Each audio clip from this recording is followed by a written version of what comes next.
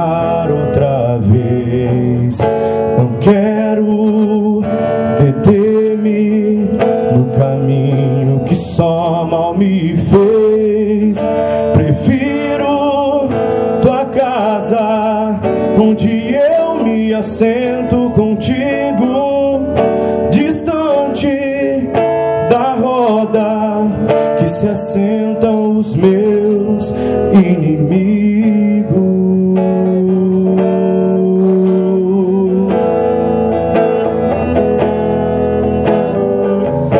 Embora eu sinta os desejos que são naturais, andando contigo, tua vontade é o que me atrai. Só venço, só vivo, porque tenho raízes em ti. Assim o mal não vai me consumir.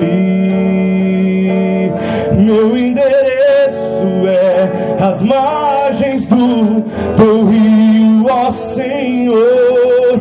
Ali eu cresço e permaneço e vivo as estações do amor. Quero ser bem-aventurado, meditar na sua lei. Não saio daqui, às margens do teu rio prosperarei.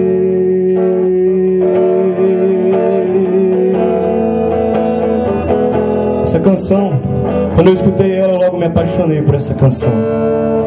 E depois eu fui meditar na letra dela. Quando você ouve uma canção, por mais simples que ela seja, antes de você se entregar a essa canção e dizer: ah, eu amo essa canção, não se envolva com a melodia tão somente.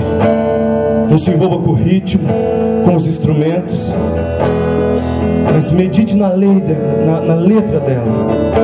Ah, eu tenho visto tantas canções que levam o ser humano a fazer coisas que não foi feito para o ser humano fazer.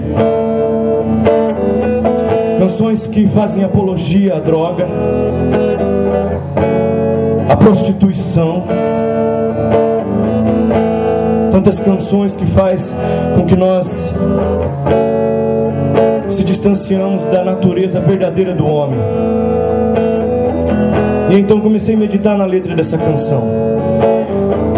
E logo essa canção me levou para um versículo bíblico. Um versículo bíblico que diz que a árvore, quando ela é plantada à beira do ribeiro, ou seja, à beira do riacho, ela cresce. E no seu tempo devido ela dá frutos. E se você for reparar, é uma verdade. Uma árvore que é plantada à beira de um riacho, à beira de um rio, ela é a mais bonita de todo o bosque. Ela vai florescer mais do que as outras. O fruto vai ser muito mais doce e saboroso, porque ela está sendo alimentada, porque a raiz dela está à beira do ribeiro. E uma outra observação: a raiz da árvore que é plantada à beira do ribeiro, ela tem uma raiz profunda. Quando vem uma tempestade, a tempestade dificilmente vai arrancar. Ela pode derrubar todas as outras árvores do bosque, mas aquela que está plantada à beira do ribeiro, essa ela não consegue arrancar, porque é uma árvore sadia, uma árvore que tem raízes profundas.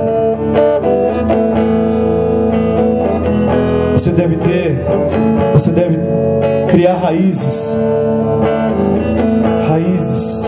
com Deus. Deus jamais vai te ensinar algo que vai te levar para um poço de lama. Jamais. Suas raízes serão profundas, e os seus frutos, sabe qual que é os frutos? Os seus filhos, eles vão seguir, eles vão ser teu exemplo. Você vai ser referencial dentro do seu lar. Se você for um pai que na sua referência tem passado o alcoolismo, se você dentro do seu lar, você é um pai que só fala palavrão, que vive brigando com sua esposa, Esse é o referencial que vai ficar para o seu filho. Por isso você deve ter raízes.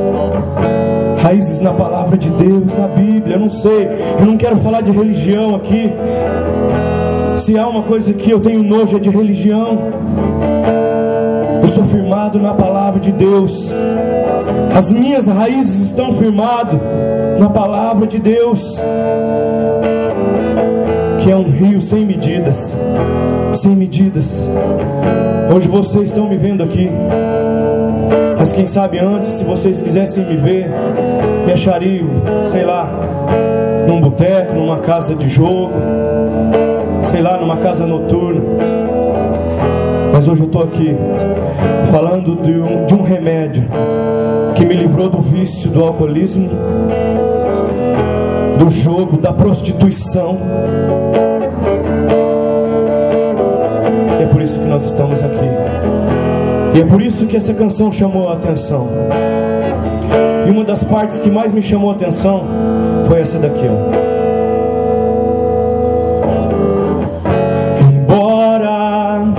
Eu sinta os desejos que são naturais, andando contigo, tua vontade é o que me atrai. Só venço, só vivo, porque tenho raízes em ti. Assim o mal não vai me consumir. Sabe o que quer dizer essa parte dessa canção? Que ainda que eu sinta os desejos que são naturais, se as minhas raízes estiver ao lado do rio, ao lado do ribeiro,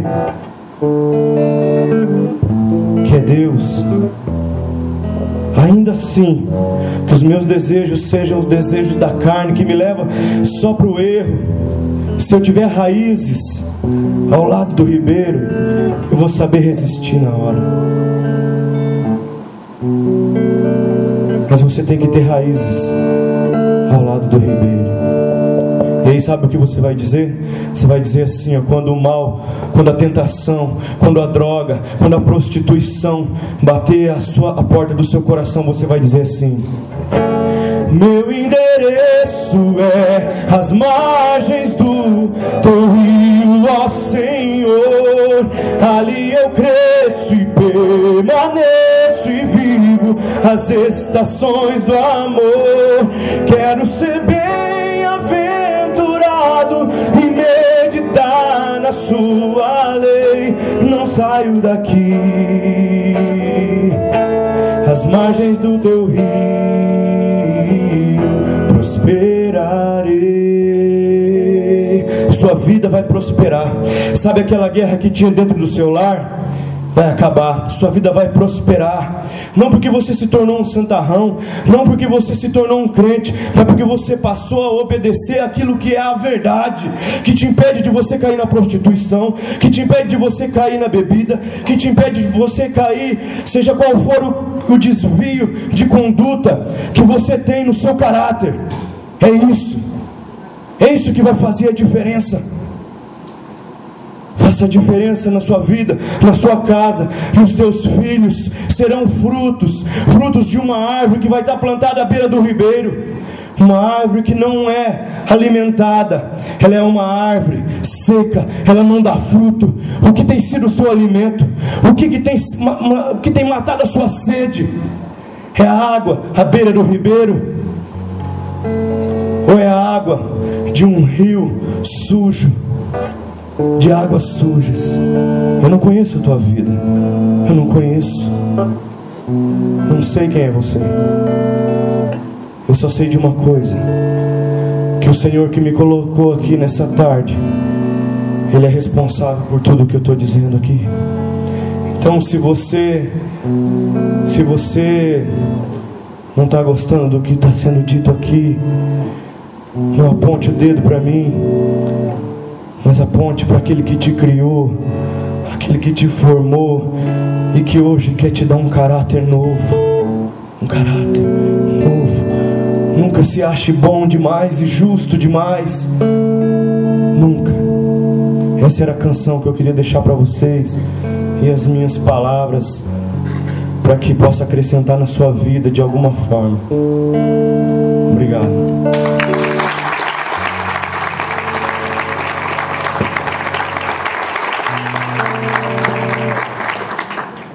Agradecemos então ao Grupo Impacto Jovem e pedimos aos acadêmicos responsáveis para que entreguem o certificado de participação. Dando sequência ao evento, passamos a palavra ao Dr. Guilherme Pinheiro, médico pediatra e neonatologista, com a apresentação do seguinte tema: recém-nascido de mãe dependente química. Convidado pelas acadêmicas Clarissa, Emanuela, Maria Cristina, Mônica e Rosa. Ressaltamos que seu tempo de explanação é de 50 minutos.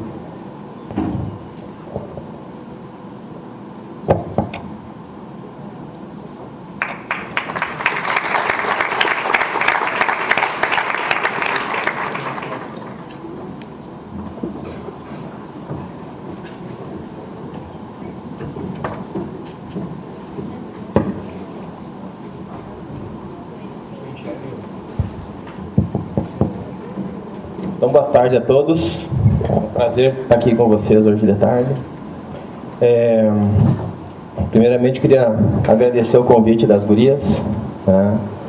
Acho que esse tema é um tema muito importante para nós discutirmos, e principalmente quando se refere aos bebês, né, que estão gerando, estão crescendo dentro dos úteros, dos ventres maternos, e que já estão sendo expostos precocemente às drogas. Então, trouxe hoje algumas informações úteis aí para nós discutirmos. Tá? Pode passar. Então, quando se fala em drogadição, né, tem que falar também numa definição de teratógeno, né? Teratógeno é toda substância, o agente ou processo que pode levar a anormalidades no desenvolvimento do feto. Seja substâncias de abuso, seja substâncias pesticidas, seja vírus, seja qualquer substância que faça o desenvolvimento do feto não ser normal. Tá?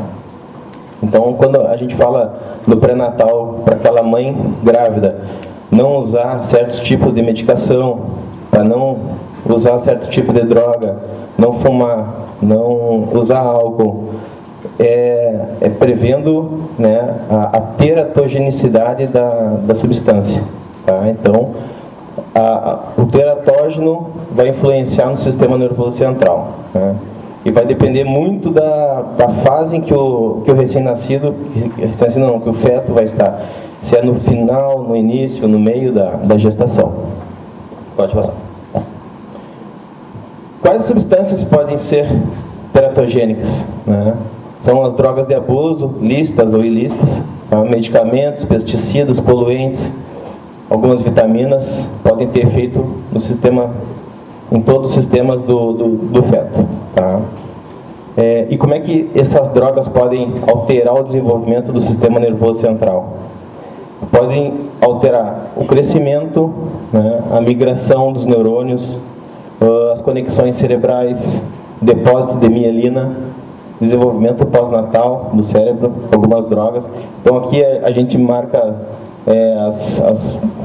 alguns medicamentos, vitaminas, como ácido retinóico é uma vitamina, né, não pode ser usado na gestação. Ácido valproico, tem algumas gestantes que tem convulsão, tem epilepsia, então faz mal para o feto. Naquelas ali nas conexões cerebrais, das drogas psicoativas, aí entra nicotina, que é o cigarro, etanol, cocaína, né? Então várias substâncias têm efeito teratógeno no feto dentro do desenvolvimento materno. Pode passar. Falando um pouquinho em epidemiologia, tá? Em relação ao consumo de álcool por gestantes. Fiz uma comparação ali, né? O Brasil, em 2000, né, foi feita uma pesquisa no Hospital de Clínicas, onde foi foi por declaração, não foi por exame, foi por declaração materna, que 38,5% das gestantes declararam que usaram álcool durante a gestação. Tá? Comparando com os Estados Unidos ali, no mesmo ano, nos Estados Unidos 11,8%. Tá? No Brasil esse número reduziu, ali em 2007 baixou para 22,1%. Tá? Comparando com outros países, Inglaterra, né, 10% das mulheres usaram álcool na gestação. A Espanha, 45%. Na Espanha se bebe um pouquinho, né, as mães estão ingerindo álcool. Uganda, na África, 25%. Tá, pode passar. Em relação à cocaína, tá? A cocaína, o Brasil é o líder mundial de uso de cocaína na gestação, 6%. Supera Estados Unidos, Inglaterra, Espanha. Tá? É um dos países que mais se consome cocaína na gestação. Então, fica aí a informação. Pode passar. Quanto à maconha, tá? No Brasil, atualmente, o número cresceu. Em 2001 era 1,5%. Agora está em 4,6% das gestantes usuárias de maconha na gestação. Em comparação com os Estados Unidos ali 2,2% e Espanha 5,3%. A Espanha também se usa bastante maconha na gestação. Quanto à fisiopatologia do álcool na gestante e no feto. Então, o que o álcool? Ele atravessa a placenta rapidamente e atingindo o sistema nervoso central. E o álcool atinge todas as fases do desenvolvimento, ou seja, qualquer fase da gestação que a mãe ingerir álcool vai afetar o desenvolvimento neurológico do bebê, tá? Afetando as áreas ali, principalmente aquelas áreas do sistema nervoso central, que é o corpo caloso, o núcleo caudado e hipocampo. Tá? E o mecanismo pelo qual o álcool danifica o sistema nervoso é pela hipóxia. Então ele reduz a passagem a oxigenação da placenta pelo feto. Formação de radicais livres lesando as membranas celulares. Pode passar. Fisiopatologia do cigarro na gestante e no feto. Tá? No cigarro, mais de 3.000 substâncias químicas, né, no cigarro. Destaco duas ali, o monóxido de carbono e a nicotina. Tá? O monóxido de carbono ele passa a placenta, tá? A barreira placentária, e também causa hipoxemia fetal. Tá? Pode passar. A nicotina, ela afeta, atravessa a barreira placentária e afeta dois receptores. Tá? Os receptores da acetilcolina e os receptores colinérgicos de nicotina no cérebro fetal. Tá? E, então ele acaba causando diminuição do fluxo da artéria uterina, acaba alterando o fluxo da artéria umbilical, causando hipóxia no feto, diminuindo a frequência cardíaca fetal e aumento da pressão arterial fetal. Tá? E o outro receptor colinérgico ali causa dano neuronal, morte neuronal e alterações na função sináptica. Ou seja, o cigarro, por mais que as pessoas pensem que não faz mal ao feto, né, às vezes as pessoas pensam que, só nasce pequenininho, nasce um pouquinho abaixo do peso só, mas não causa muito dano. Causa dano sim. Tá? Então, tem que cuidar disso aí. Pode passar. A fisiopatologia da maconha, tá? Atravessa a placenta e pode permanecer no organismo materno até 30 dias, prolongando a exposição fetal. Tá? E está presente no leite materno. A produção de monóxido de carbono em 5 vezes maior que o cigarro. Tá? Então, isso aí, as pessoas também pensam, maconha é igual cigarro. Não. É bem mais prejudicial. Tá? Pode passar. Então sempre tem que analisar o efeito das drogas sob o aspecto da genética, né, o ambiente, quantidade de droga efetivamente que atinge o feto, estágio do desenvolvimento do sistema nervoso. Então, por isso que existem diferentes resultados na exposição fetal às drogas. Algumas drogas fazem mais mal, outras fazem menos. Então depende muito se a mãe tem uma genética boa, né, se o feto também, se o ambiente, né, é favorável, se a quantidade de droga ingerida, né, e o estágio, se ele está no início da gestação ou está no final. Quais são as consequências do álcool durante a gestação? Para a gestante e para o feto, né, causa abortamento, trabalho de parto prematuro, descolamento prematuro de membranas, redução do crescimento fetal e prematuridade. No recém-nascido e na criança, né, tem a chamada síndrome fetal alcoólica, tá, que é um problema grave que ocorre na gestação, logo que o bebê nasce, causando retardo do crescimento, né, alteração do desenvolvimento, pode causar retardo mental, alteração nas características físicas do bebê, pode causar lábio leporino, fenda palatina, anomalias congênitas, principalmente as cardíacas e as renais. Tá? Pode passar. Consequências do álcool durante a gestação. Tá? O que ocorre no recém-nascido? Geralmente ocorre tremores, né? Depois que o recém-nascido nasce, a mãe que ingeriu álcool, é um bebê agitado, bebê que treme, todo tremelique, né? Ocorre crises convulsivas decorrentes da abstinência. Tá? Quando ele já é maiorzinho, pode alterar o padrão de sono dele. É um bebê porque geralmente o bebê costuma dormir bastante. Tá? Costuma dormir cerca de 20 horas por dia. E a droga altera isso. O ciclo de sono e vigília dele, ele pode ficar mais acordado, né? mais excitado. Né? Pré-escolares, né? Hiperatividade na escola, dificuldade de aprendizado, distúrbios alimentares, tá? Diminuição do quociente do QI em até 7 pontos, tá? Déficit de atenção. Então são inúmeros prejuízos aí para aquelas gestantes que usam álcool na gestação. Tá? Na exposição pós-natal, alteração no desenvolvimento motor, né? Com 1 ano de vida e crises convulsivas podem acontecer. Pode passar. Quanto ao cigarro, né? Pode acontecer perda do apetite, né? Pode acontecer diminuição da oxigenação para o feto, placenta prévia, que é uma alteração na placenta, que ela fica mais anteriorizada, tá? Podendo causar sangramento.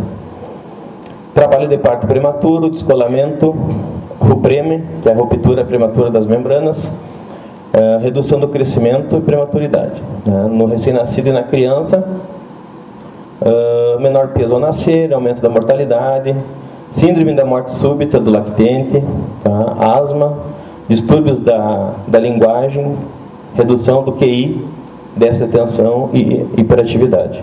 Pode passar. Consequências da exposição pré-natal à cocaína no recém-nascido. Né? São várias consequências aí. Né? E todas elas meio que são parecidas, né?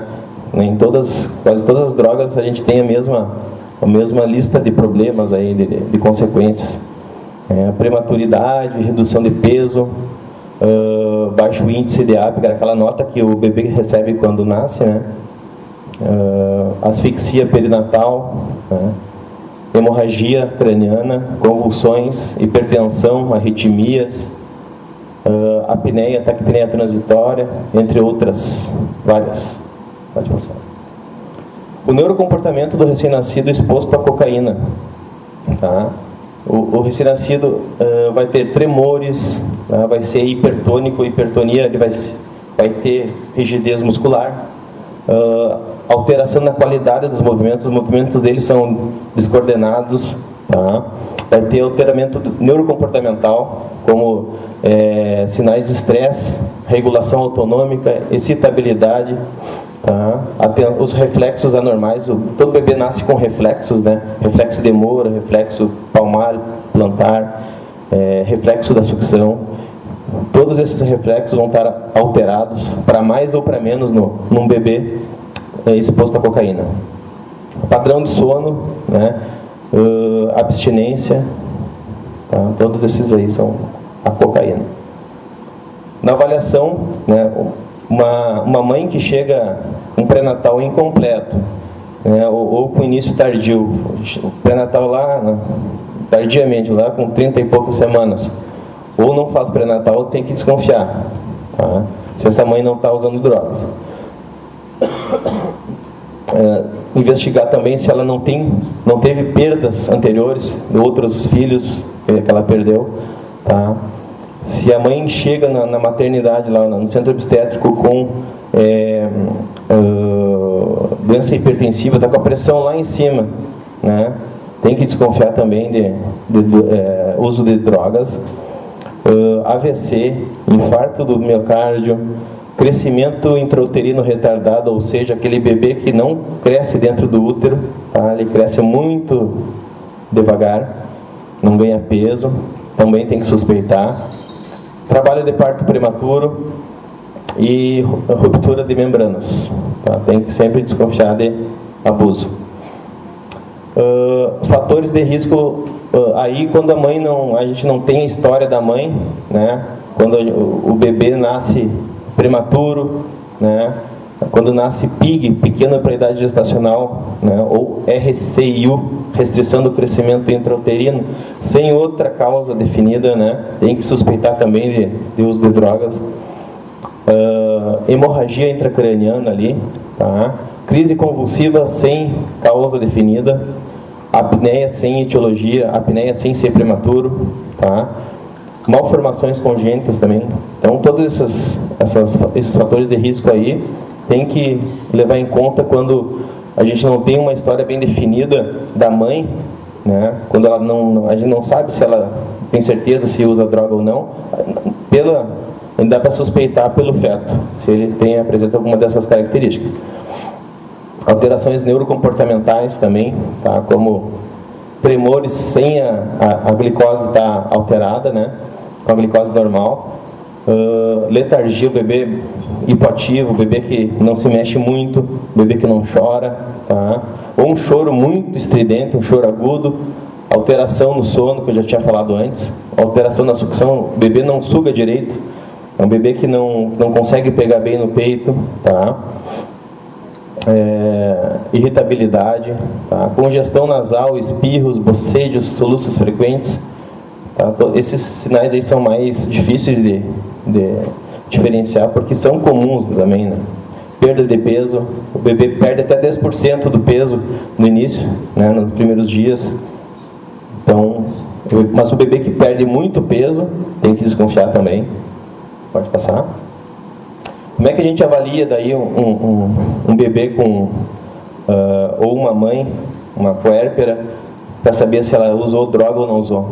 Aí tem algumas formas de detecção, né? Pela urina materna, a gente pode detectar cocaína em até 3 dias. Né? Pela urina também dá para detectar maconha em até 2 dias, pela urina da mãe.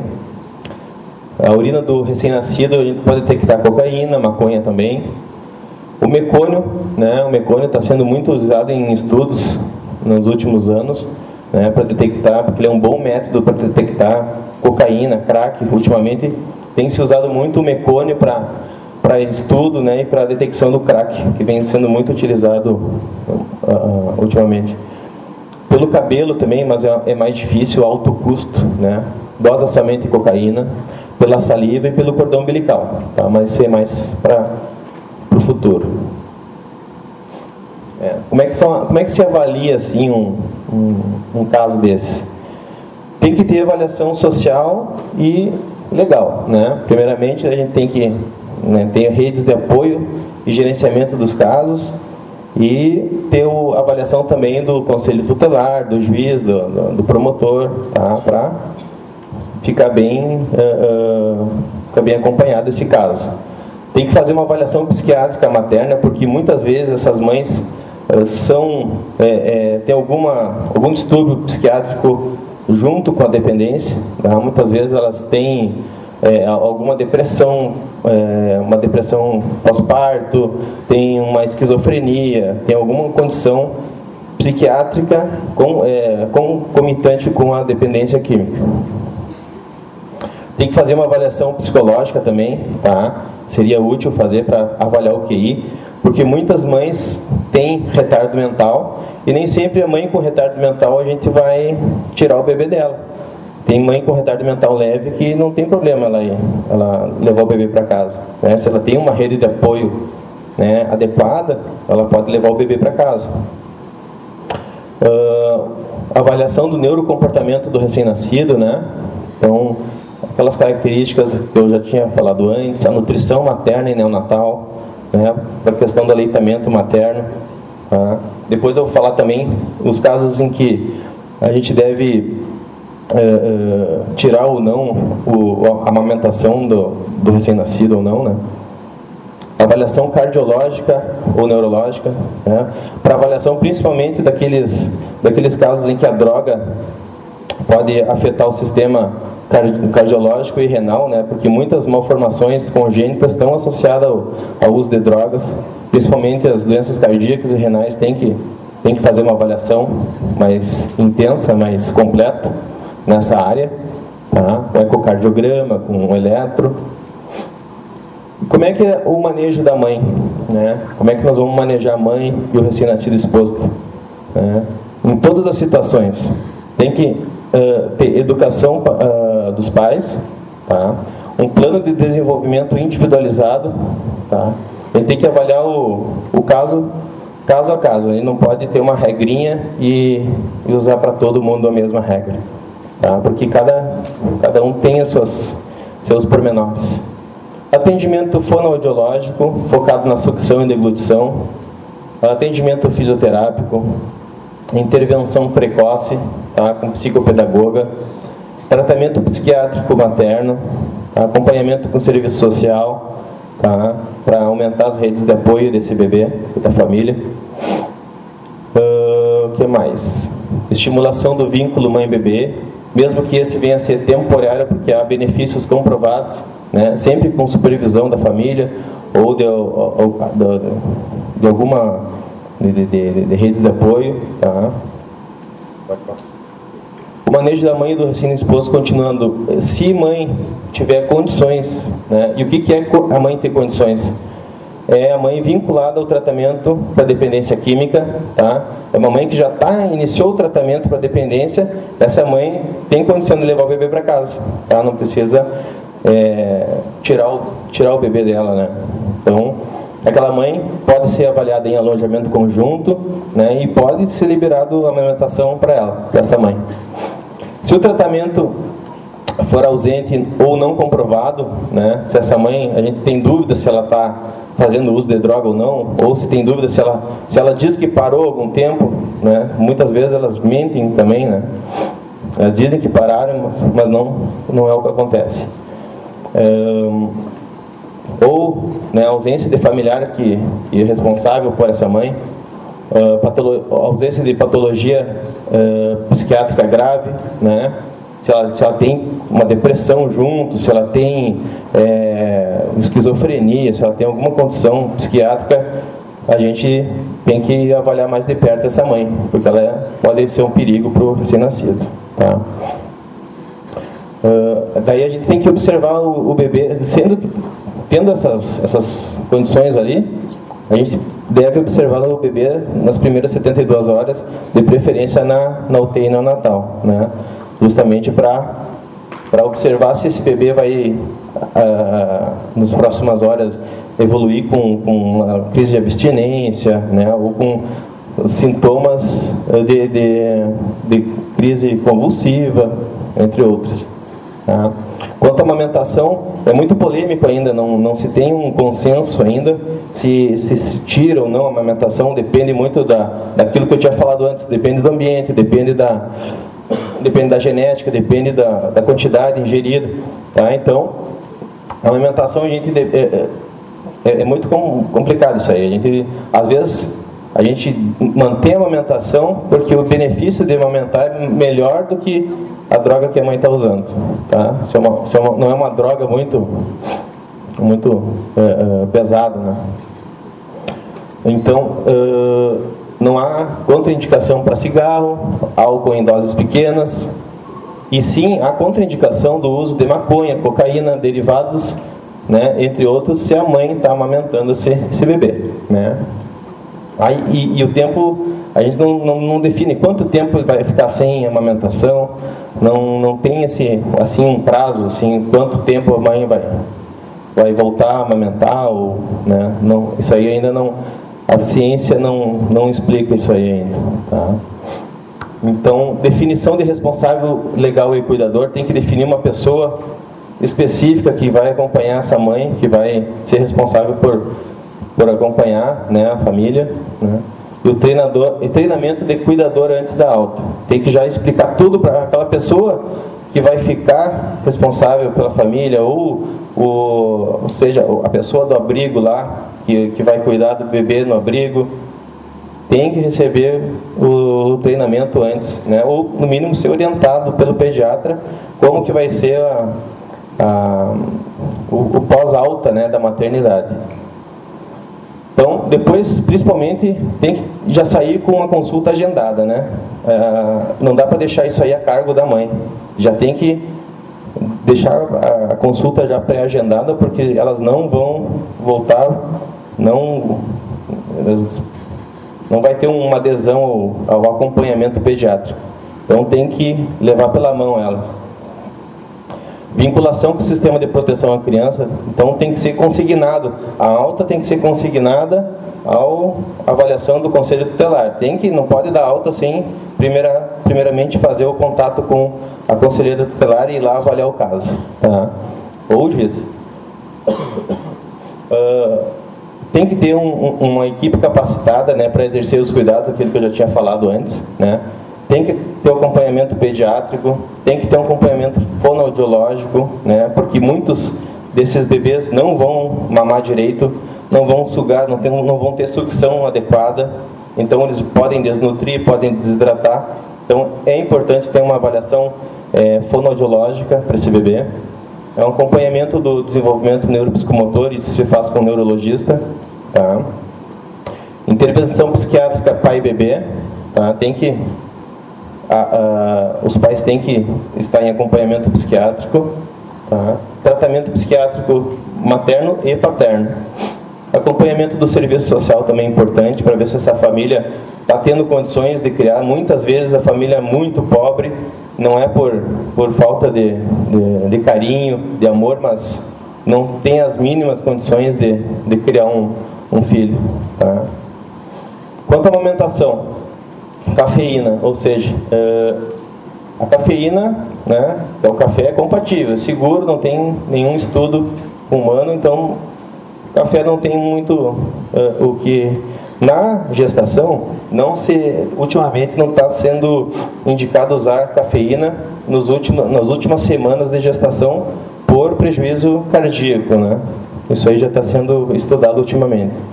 Cigarro, álcool, não contraindica a amamentação, tá? Na verdade, o que contraindica, essa sim contraindica o uso de cigarro e álcool. A amamentação que contraindica o uso de álcool e cigarro, tá? Drogas de abuso contraindicam a amamentação. Cocaína, crack, merla, oxi, droga pesada mesmo, não tem jeito. Aí vai ter que tirar a amamentação. Então, só para mostrar isso aí, é uma recomendação da Academia Americana de Pediatria em relação ao álcool. É compatível com a amamentação. É aconselhável não usar durante a gestação, né, durante a amamentação, que eu digo. Mas se não conseguir se livrar do álcool, é melhor amamentar do que o benefício é maior. Tá? Pode passar.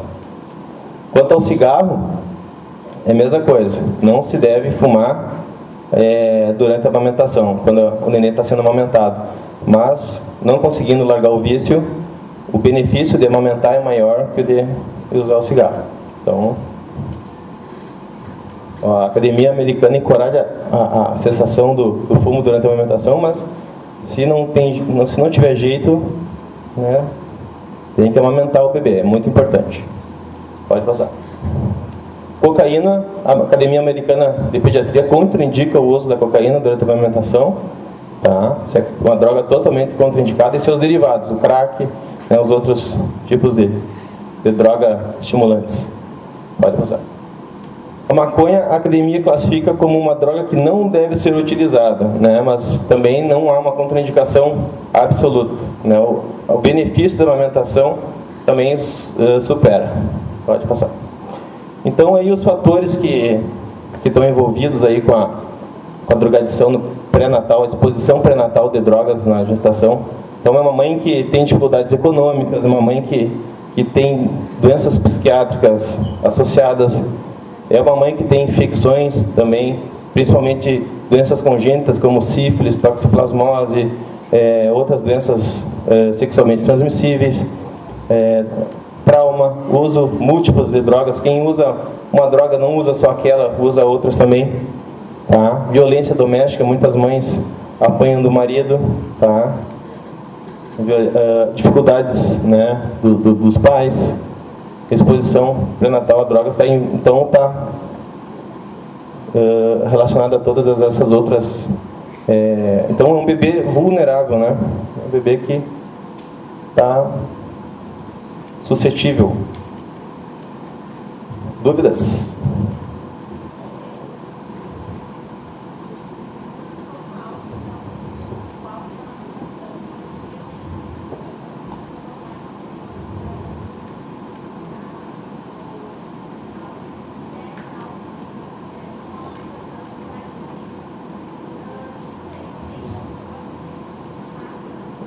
Ainda não. Não existe, por isso que não se recomenda. Porque não tem uma concentração X assim que possa ser usado, né? Então, o álcool não é recomendado em nenhuma quantidade, em nenhum momento da gestação. Na amamentação não é recomendável, né? Porque tu viu ali que a exposição pós-natal ao álcool pode levar a crise convulsiva, pode levar a dificuldade de aprendizado. Tá? Então,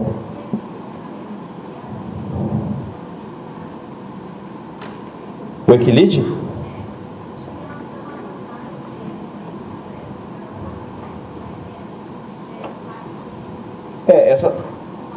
É aquilo que eu falei ali, né? O benefício de usar, o benefício da amamentação é bem maior que o efeito adverso da medicação. Então, o equilíbrio é uma droga, é um fármaco, né?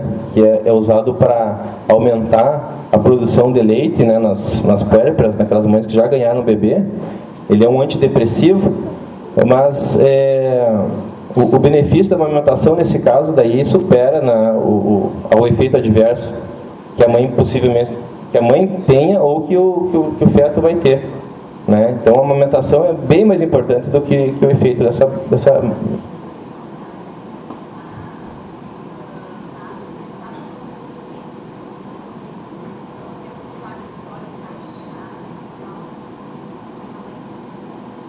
Desculpa, não ouvi. Pode.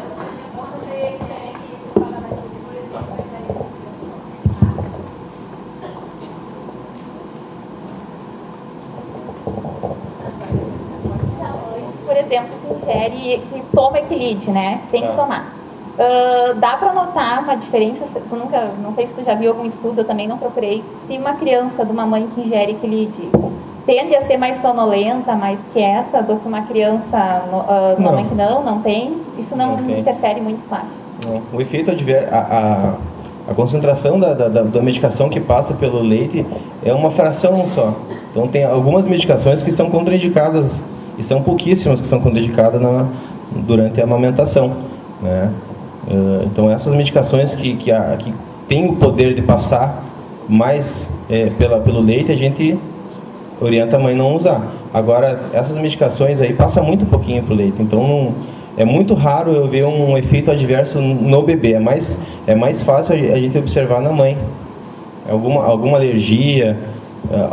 Essa semana eu vi uma mãe que teve a reação alérgica ao equilíbrio, né? Daí ela teve que parar, mas não ao bebê. É muito raro eu ver alguma alteração com equilíbrio no bebê. Na mãe é mais frequente, porque daí é direto nela. No leite diminui a fração que passa ali, é um 20 avos do que. Não vou falar, mas é mais ou menos por aí. Não tenho certeza, mas é mínima coisa que passa, a concentração que passa. Mais alguma dúvida?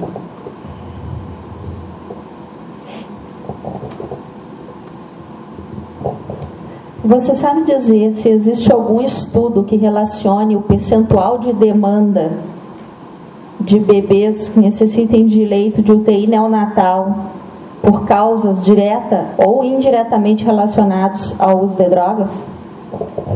Esse aí é uma pergunta bem difícil, né? É porque é difícil assim para o profissional que está ali o pediatra, a enfermeira, a técnica de enfermagem, né, que está ali com o bebê logo após nascer. É muito sutil às vezes, né, aquele sintoma, aquele sinal que possa indicar a internação na neonatal. Às vezes o bebê vai ter só um tremor, só um sinal muito sutil, né, que houve o uso de droga durante a gestação. Então é muito difícil. Eu vejo muito pouco o bebê internando diretamente pelo efeito da droga, pela abstinência ou algum efeito direto. O que eu vejo mais são os sintomas que são relacionados. Aquele bebê que nasceu antes do tempo porque, né, a droga fez com que rompesse a bolsa precocemente, ou aquele bebê que nasceu antes do tempo porque não cresceu direito na barriga. Mas aí a gente pergunta para a mãe se houve uso de droga, se a gente faz a anamnese completa, né, com a mãe. E é difícil, às vezes as mães omitem, né? É muito difícil assim a gente saber se houve uso de droga, porque muitas mães omitem, então fica difícil. Então não tem uma porcentagem assim de bebês que internam na neonatal por, né, abstinência, digamos assim, do bebê pós. Geralmente a mãe já vem com um histórico, né? Já teve perda fetal, geralmente já vem com o kit completo, assim, já é uma mãe que o serviço social já encaminhou, que já sabe do caso, é um caso assim que já vem com a promotora já, né, na cola dela.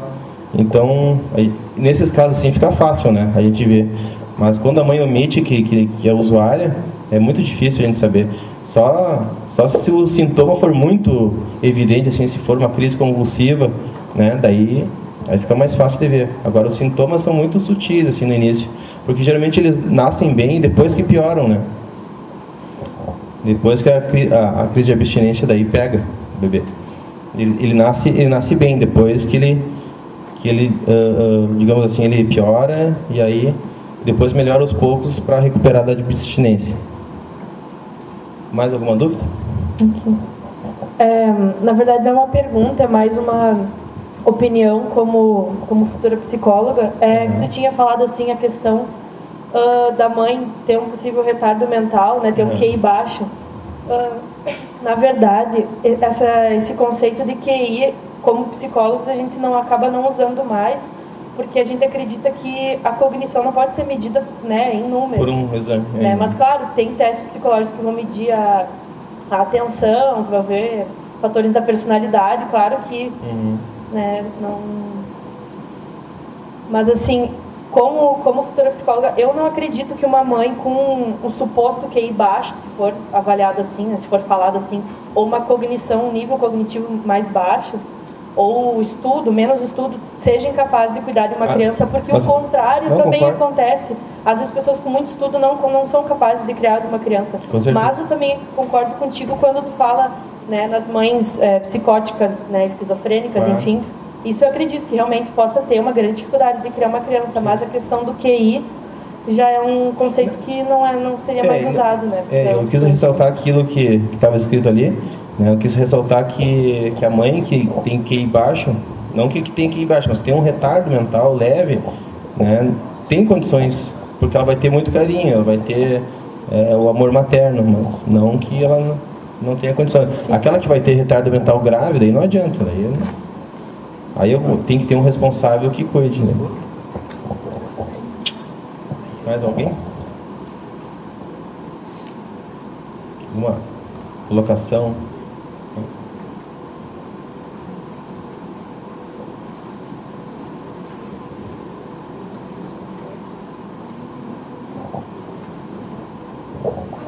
Você falou que não tem muito para a gente poder visualizar o que está acontecendo com a criança, por exemplo, um choro persistente, não seria uma das avaliações que a gente poderia discutir? Mas aí a avaliação já vem lá de trás, né? Tem que ter o acompanhamento dessa gestante no pré-natal, né? Agora, aquela mãe que não fez pré-natal, né, que chega já ganhando o bebê, aí sim, aí vai ser pela característica do bebê, mas daí tem que ser uma coisa muito sutil, assim, porque é difícil. Aquele bebê que tem um choro muito estridente, né, tá sempre chorando, mesmo que tenha mamado, que está de estômago cheio, né, que está com tremor, está com a glicemia boa, está com o HGT tá bom, né, tem que desconfiar, tá muito tremelique, muito excitado, muito agitado aquele bebê, tem que desconfiar desse bebê, né. Então aí tem que ir para a mãe, aí tem que dar uma prensa na mãe até ela confessar. Aí chama a assistente social, a psicóloga, né, para a gente investigar. Era isso então, pessoal. Então agradeço a presença de todos, tá? E fico à disposição depois para alguma outra pergunta. Agradecemos então a presença do Dr. Guilherme.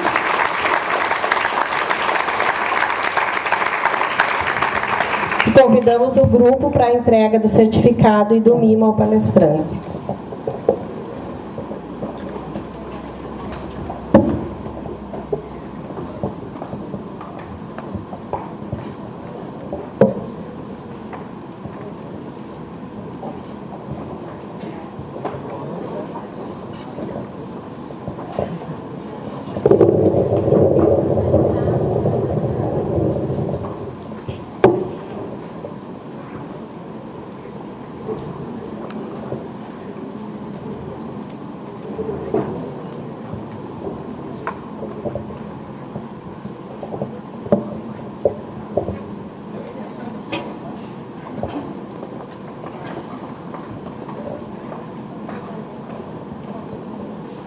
Ouviremos agora o depoimento do Raul Dias Schoffen, integrante do Grupo Impacto Jovem, que trará um pouco da sua vivência.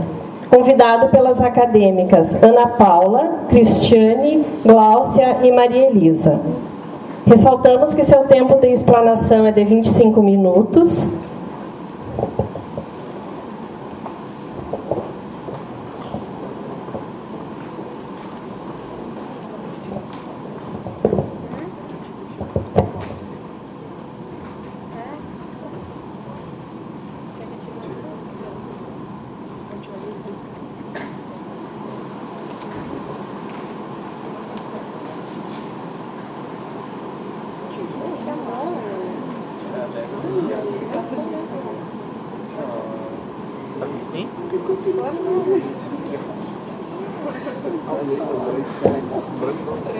Boa tarde, pessoal. Eu sou o Raul, eu tenho 25 anos e sou aqui da cidade de Entre Juiz. Eu fui convidado para contar minha história de vida, que eu há poucos tempos atrás aí eu tive casos com droga e alcoolismo. Eu queria contar para vocês como isso começou na minha vida. Eu comecei a usar o álcool junto com o meu pai em casa. O meu pai sempre tinha álcool. E aí, quando ele estava bebendo, quando ele estava fazendo uso do álcool, eu sempre estava junto com ele. E aí, a gente fazia o uso junto. Ele me convidava para beber. Eu sempre ia buscar cerveja para ele. Nós tínhamos em casa caixas de cerveja que a minha mãe comprava. E aí eu fui crescendo, aos 14 anos eu já estava viciado na cerveja, no cunhaque, cachaça, o que fosse de bebida alcoólica eu fazia uso.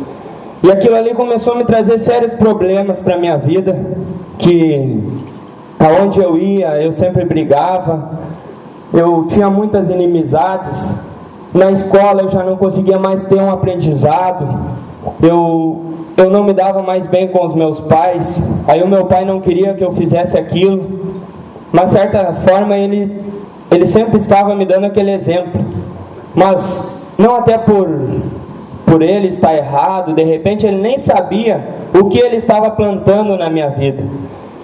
E aí aos 15 anos eu conheci a maconha, comecei a fazer o uso. Eu vim embora para Santo Ângelo, que eu e meu pai tivemos uma discussão, e o meu pai me mandou sair de casa. Daí eu vim, nós morávamos no interior, e aí eu vim embora para Santo Ângelo. Como eu já usava bebida, usava maconha, cigarro, aí eu comecei a conviver com pessoas que gostavam disso. Aí eu comecei a me envolver em roubo de som de carro, comecei a me envolver nesse outro lado também, que o pessoal chama de crime. E aí a minha vida começou a ser uma droga. Eu fazia uso de droga e a minha vida se tornou uma droga. Aí foi que eu estava trabalhando com o meu irmão na banda. Aí eu conheci, hoje é minha esposa, ela também fazia parte dessa banda. Aí a gente começou a namorar. E eu parei um pouco de fazer uso de drogas, eu fui morar para Entre Juiz, mas eu sempre continuei com a bebida. Bebia muito e brigava com ela. Eu era uma pessoa que não sabia conversar. Aonde a gente saía, eu sempre arrumava confusão.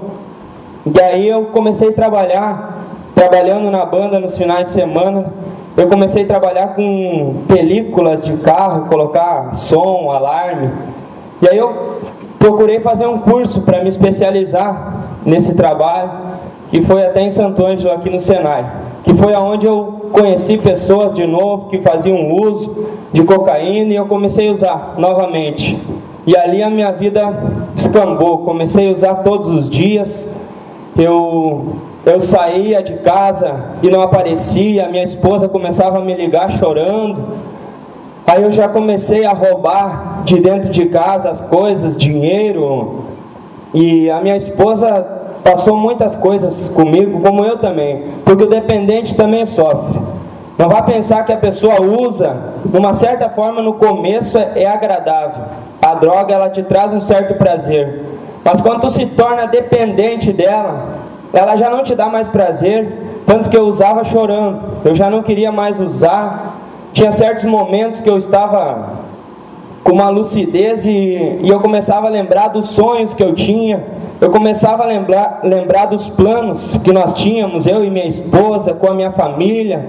Aquelas coisas que eu falava quando eu era criança. Eu dizia, eu quero ser tal coisa, eu quero fazer tal coisa. Então isso tudo a droga começou a roubar de mim, começou a me tirar. E eu comecei a ver que eu nunca mais ia conseguir parar de usar aquilo. Eu estava tão dominado pela droga que eu nunca mais ia conseguir parar. E aí eu comecei a pensar em dar um jeito. Comecei a pensar eu tenho que parar, eu não consigo mais. Todo mês a luz lá de casa era cortada, a água. Eu dizia para minha esposa que ia pagar e não pagava. Eu levava o dinheiro lá na boca e trocava por droga. Brigava muito com ela. E eu me lembro de uma vez que eu fiquei 3 dias usando droga. Eu fiz um serviço, eu ganhei bastante dinheiro. E eu gastei todo o dinheiro que eu ganhei em droga. E aí esses 3 dias que eu passei, a minha esposa já nem conversava mais comigo. Nós morávamos na mesma casa, mas a gente já estava separado, só morando dentro de casa. Ela ia dormir e eu ficava usando droga. E aí eu me lembro que nesses 3 dias, no 3º dia, eu estava amanhecido. E aí ela disse assim, Raul, já que tu está acordado, desce lá embaixo buscar 1 litro de leite para mim tomar um café antes de ir trabalhar. Que ela saía trabalhar de manhã. E aí eu não tinha nem R$1 para comprar, nem 1 litro de leite para ela. E aquilo ali me cortou o coração e eu comecei a parar para pensar e dizer, mas eu tenho que parar. Só que eu não conseguia mais. E aí foi que eu pensei em me matar. Eu disse, eu vou me matar e vou terminar com esse sofrimento, tanto meu quanto da minha família. Não adianta, eu não consigo parar e eu vivendo dessa forma, eu só estou atrapalhando os outros. E aí todo mundo me falava de Deus. Raul, Deus faz isso, Deus faz aquilo, Deus é isso. E eu dizia, que Deus, cara? Eu não consigo nem ver Deus. Como é que Deus vai fazer alguma coisa se eu nem vejo esse Deus? E aí, um dia eu subi para casa, depois também de ter usado, porque eu já começava a usar droga de manhã e só parava quando eu desmaiava. A hora que eu apagasse, desmaiasse, eu parava de usar. E aí eu subi lá em casa, tomei um banho, me ajoelhei lá e disse, no meu quarto assim, disse: Deus, se Tu existe mesmo, eu gostaria que o Senhor mudasse a minha vida. Ou o Senhor me leve daqui, me tire, porque eu não quero mais viver dessa forma. E a partir daquele dia, mesmo eu não crendo muito em Deus, as coisas começaram a mudar. De noite eu chamei a minha esposa e disse para ela: olha, Alana, que é o nome dela, eu preciso te contar uma coisa e eu não sei mais se tu vai ficar comigo ou se tu vai me largar, mas eu estou viciado, eu estou perdido e eu não consigo mais parar, e eu quero que tu me ajude. Aí ela me abraçou, começou a chorar e disse que ela agradeceu por eu ter contado para ela. Aí eu falei com os meus pais, contei tudo o que estava acontecendo para eles, pedi ajuda. Aí apareceu uma comunidade terapêutica que eu nem sabia que existia aqui, que é a Fazenda Paraíso. Aí eu fui para essa comunidade terapêutica e fiquei durante 1 ano lá. Mas nesse tempo ia um pessoal lá, sempre foi um pessoal lá e me falava de Deus, de Jesus, que Ele podia fazer algo na minha vida. E aí um dia eles perguntaram se alguém quisesse aceitar esse Jesus, alguém quisesse entregar a sua vida para Deus. E aí eu disse para os caras: mas eu não sei se Deus existe, mas se Ele pode mudar a minha vida, eu quero entregar minha vida para Ele, e quero que Ele faça, que Ele transforma realmente a minha vida.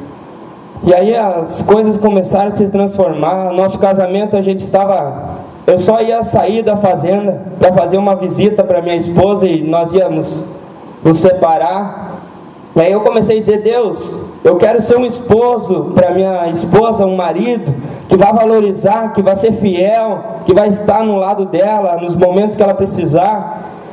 E aí Deus começou realmente a transformar, começou a fazer, tocou no coração dela. Graças a Deus hoje nós temos o nosso filho lá, que também nós perdemos um quando eu estava usando droga.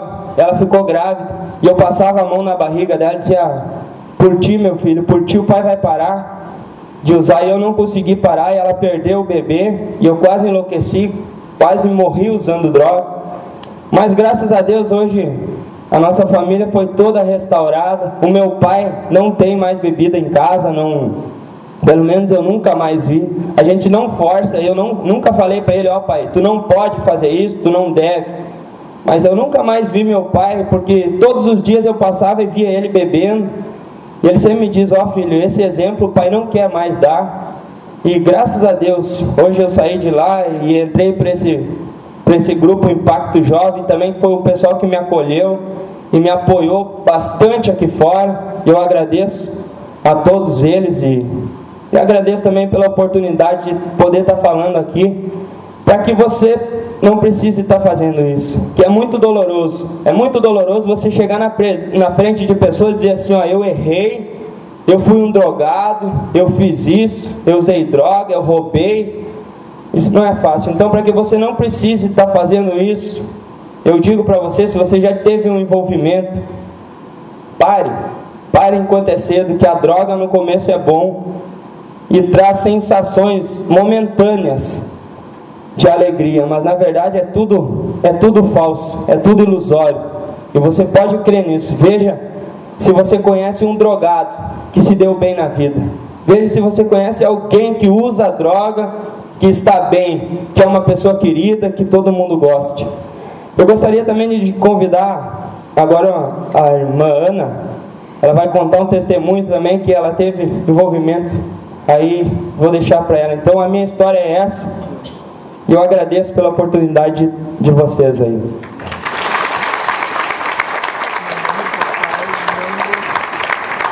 Boa tarde a todos. Eu sou a Ana, tenho 41 anos. Fui dependente de álcool por muitos anos da minha vida. Comecei com álcool aos 14 anos de idade. Álcool e cigarro. Fumava 2 maços de cigarro por dia. Casei com um dependente também. tanto de droga como de álcool, com uma vida totalmente destruída. Como eu entrei no álcool? Como que um jovem, ele entra no álcool? Procurando a tal da felicidade, não é? Procurando aqueles momentos felizes. Momentos que às vezes não tem em casa, não tem com a família. Momentos que procura, que não encontra com os amigos. Porque ninguém tem essa felicidade para nos dar. Ninguém pode fazer o ser humano feliz, ao não ser o Criador, ao não ser aquele que te criou, aquele que te fez, que é Deus. E Ele fez tudo perfeito. Ele não te criou para ser infeliz, Ele te criou para ser feliz. Só que a maioria das vezes nós procuramos a felicidade no lugar errado. Nós procuramos a felicidade em pessoas erradas. E aí a gente encontra a infelicidade. Aí naquela busca, aquela ânsia pela felicidade, a gente se afunda mais. Aos 14 anos, eu comecei a beber com os amigos. Na escola, na infância, eu me sentia a mais feinha. Era gordinha, caolha, e era motivo de riso para todo mundo. Aí eu tinha que usar um tampão. Minha mãe lutou.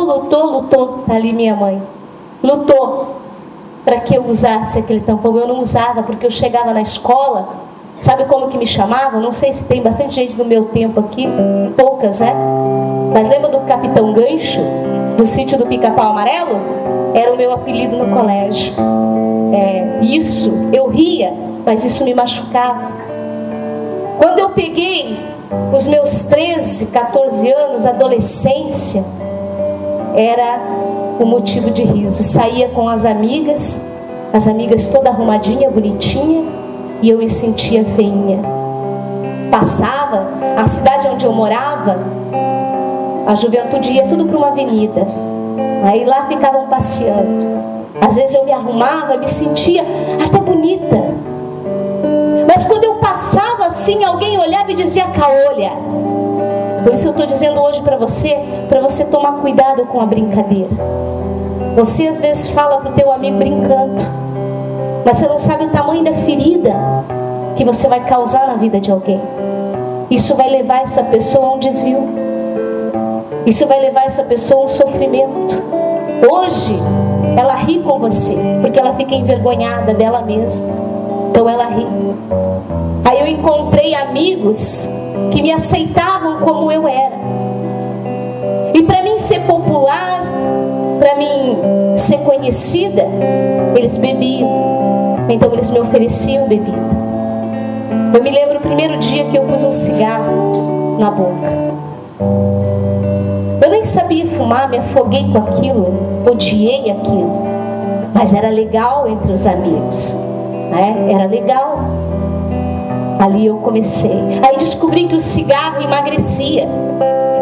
Aí eu comecei a fumar um atrás do outro para emagrecer. Emagreci. Cheguei a pesar 42 quilos. De tanto fumar e beber, não comia.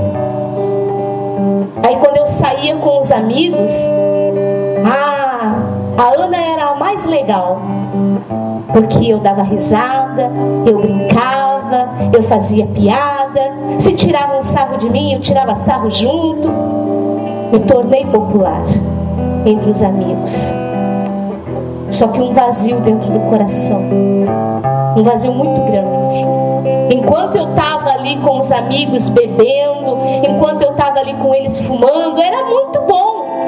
Mas quando eu chegava na lucidez de ficar lúcido, aí vinha o arrependimento, aí vinha a tristeza. Quando eu chegava em casa e eu via que dentro da minha casa não era como era lá, então eu só queria estar lá fora, porque era uma felicidade enganosa, uma felicidade momentânea, só momentânea. Pessoas assim, nunca me envolvi com crack, com maconha, Mas o álcool foi a pior desgraça que entrou na minha vida. Tive um irmão que morreu com 16 anos. Aquela cena do caixão que você viu aqui, eu estava sentada do lado da minha mãe e eu revi a minha mãe chorando em cima daquele caixão. Aquela hora que entrou aquele caixão, talvez muitos aqui achou engraçado aquilo, mas a minha mãe reviu o dia que o meu irmão morreu assassinado por causa de droga, 16 anos. Ela viu o dia, o pior dia talvez da vida dela. Ela viu aqui hoje. Ela reviu. Porque só quem perdeu alguém sabe. Só quem perdeu nessa praga, essa desgraça que é o álcool, que é o crack, a maconha, o cigarro, porque um abismo leva o outro. Quando eu comecei a beber, quando meu irmão começou a beber, a usar droga, sabe com quantos anos meu irmão começou a usar droga? Tinha 8 anos de idade. A minha mãe e o meu pai nem sabia. Quando descobriu, já era tarde demais. Não se tinha os recursos que se tem hoje. Não se tinha o ensinamento que se tem hoje. Hoje a gente fala abertamente. Fala ou não fala? Fala abertamente. Naquela época não tinha isso. Nunca. Nem nas escolas.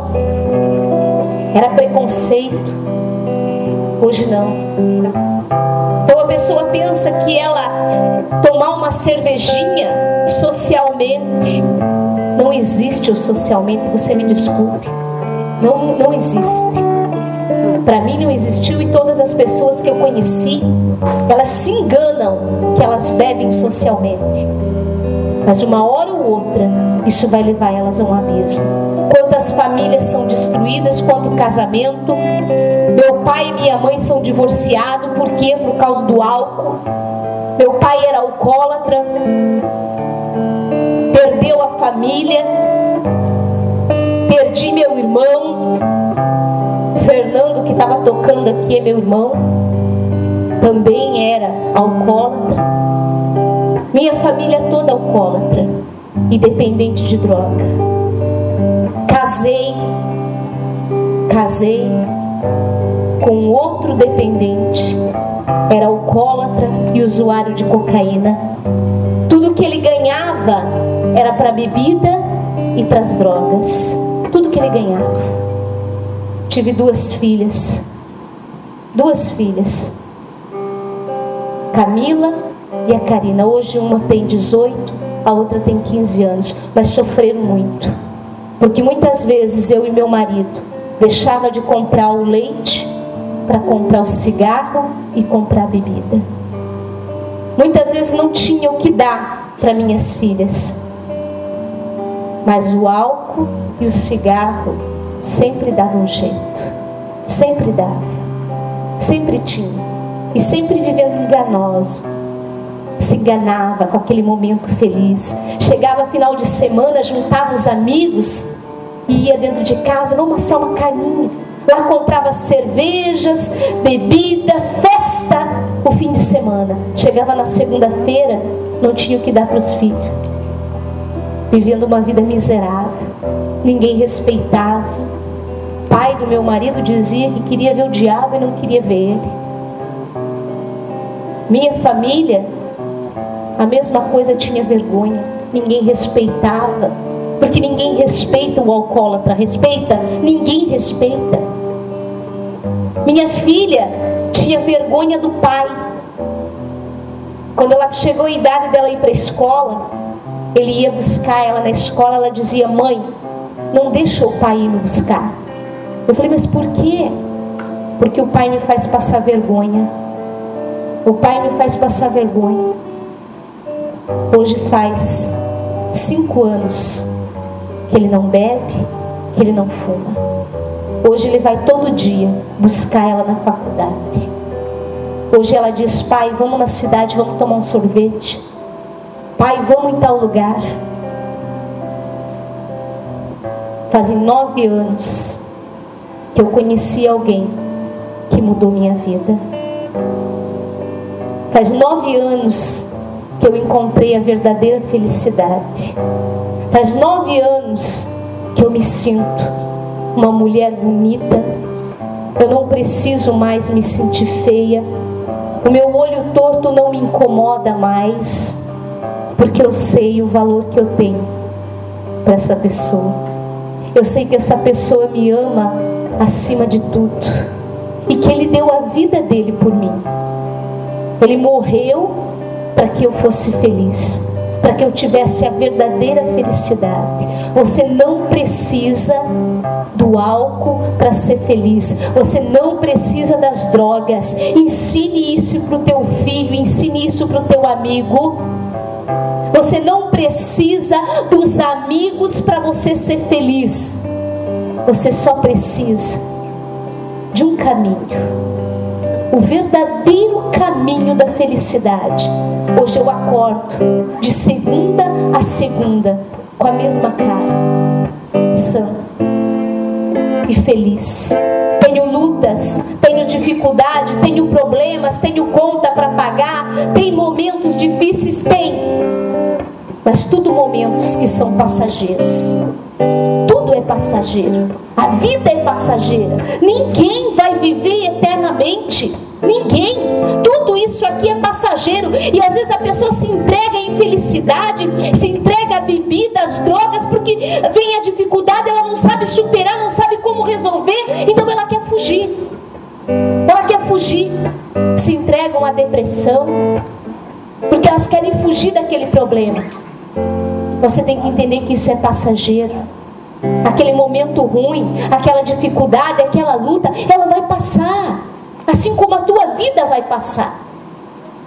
Então aproveite as coisas boas que você tem. Aproveite a família que você tem. Ensine eles que eles não precisam de nada disso para ser feliz. Você pode ser feliz todos os dias. Todos os dias da tua vida. Olhe para a tua família. Olhe para as pessoas que estão do teu lado. Quantas vezes eu dizia, vou largar do meu marido. Vou largar. Vou largar porque eu tinha que sustentar a casa, porque o que ele ganhava era para bebida. Mas Deus mudou.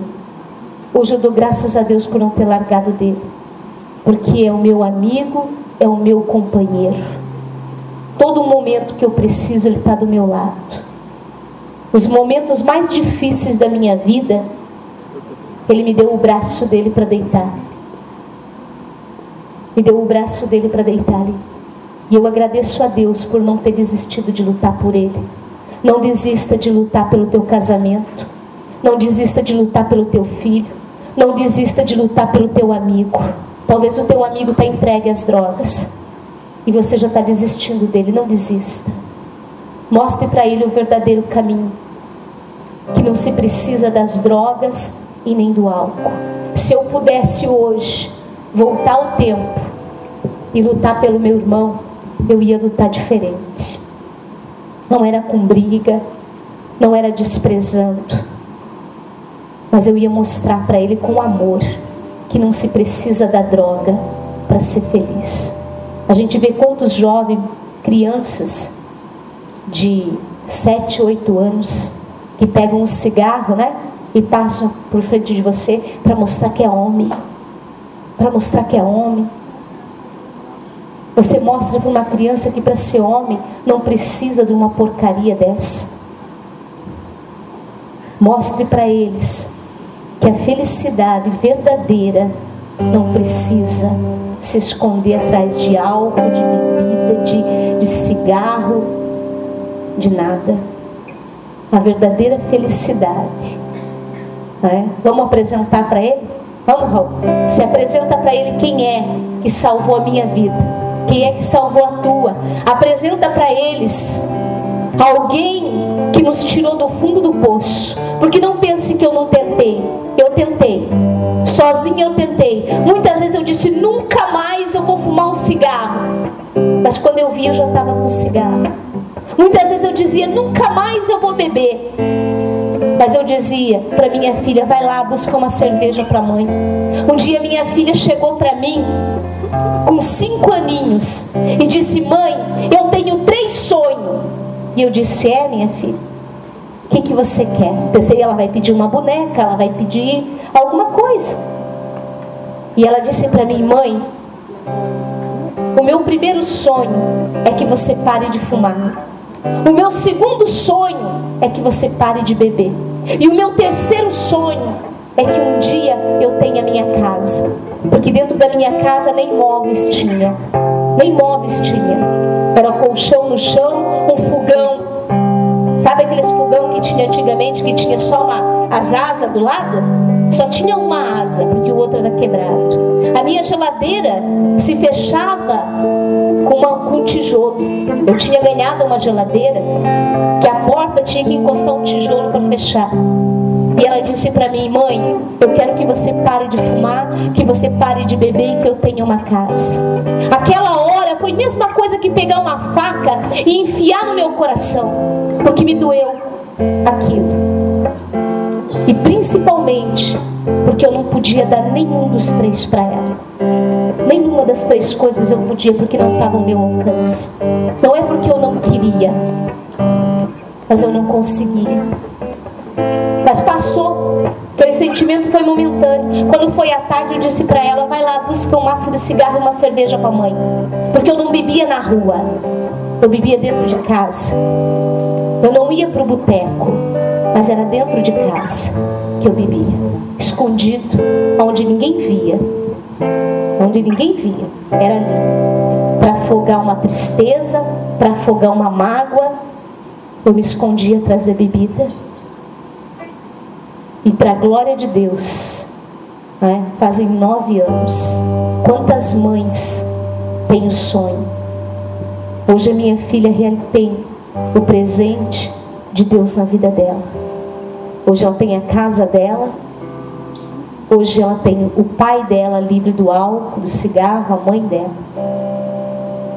Porque quem que fez isso na nossa vida, Raul? Então que você possa meditar nessa tarde sobre tudo que foi falado aqui, sobre as encenações. E com certeza, eu mesmo já tinha desistido da minha vida, como você viu e ouviu o meu testemunho. E somente Deus, somente Ele pode fazer algo na vida de alguém. E eu queria dizer para você, não desista do seu amigo, não desista do seu familiar, ou até mesmo de alguém que você saiba que esteja passando por uma situação igual a essa.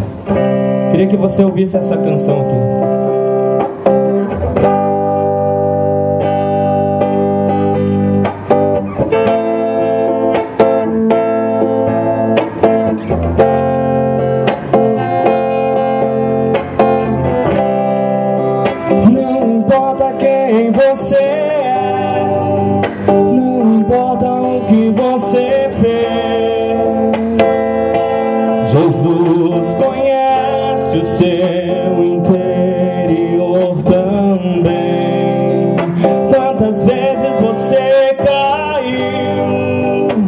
Tentando acertar, mas a tristeza e o desespero te fizeram chorar. Não importa pra onde você foi, se na escuridão da noite Ele apaga o seu passado e não desiste de você.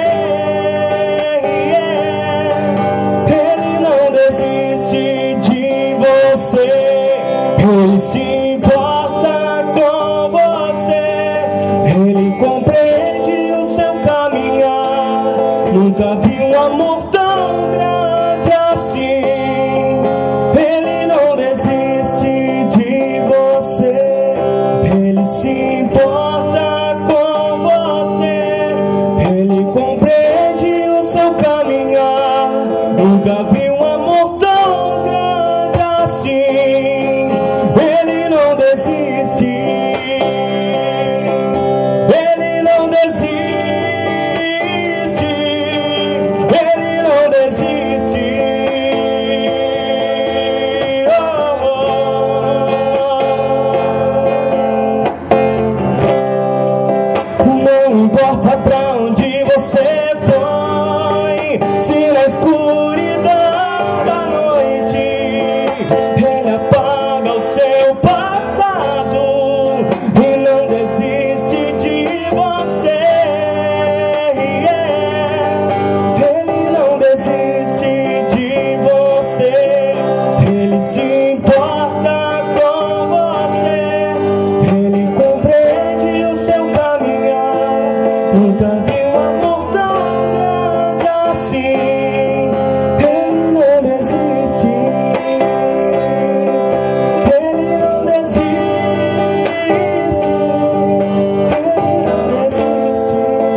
Diga para quem está do seu lado aí, Deus não desiste de você, por gentileza.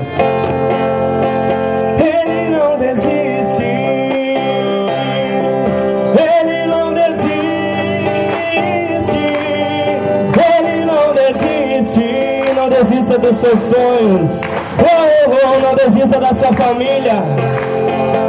Ele não desiste. Ele não desiste. Ele não desiste.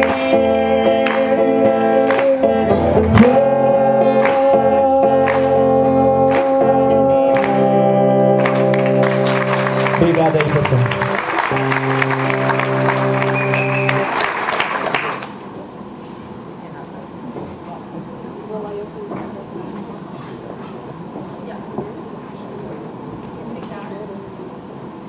Obrigada, Raul e a Ana, pela belíssima explanação de vocês.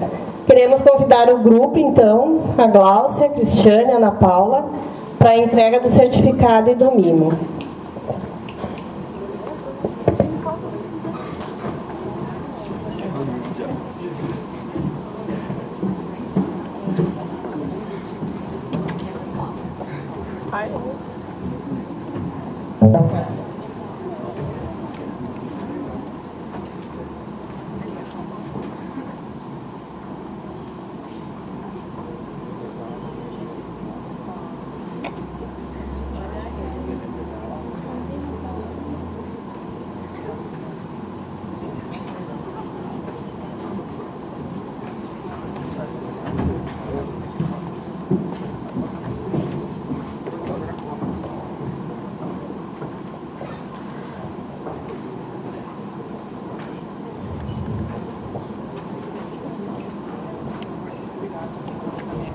Convidamos para explanar sobre atendimento hospitalar a senhora Mayra Bagatini, assistente social do Hospital Santo Ângelo, convidada pelas acadêmicas Douglas, Jade, Jaqueline, Luiz Alessandre e Priscila.